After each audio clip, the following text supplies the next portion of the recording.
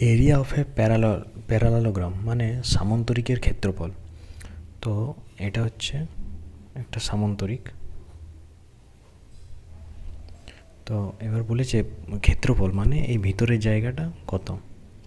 তো তার আগে আমরা একটা সামান্তরিক এখানে নিয়েছি, এই যে সামান্তরিক আছে।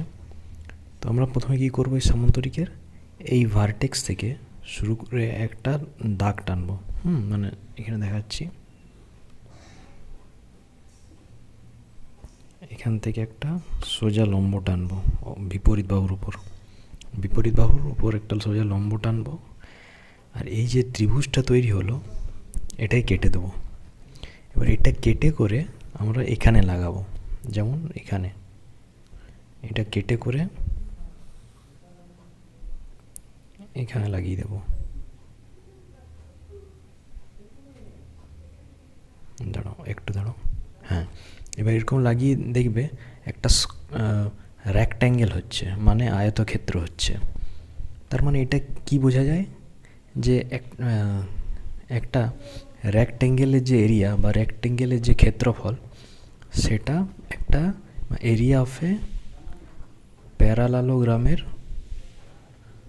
সমান।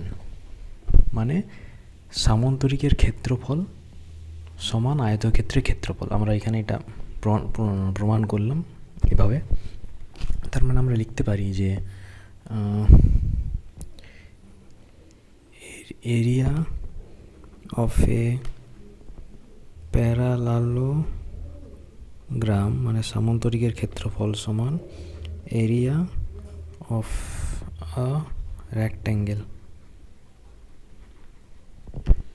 মানে তাহলে এরিয়া পার রেক্ট্যাঙ্গেল কত আমরা জানি যে দৈর্ঘ্য ইন্টু প্রস্থ। তো লেংথ ইন্টু ব্রেথ, দৈর্ঘ্য ইন্টু প্রস্থ।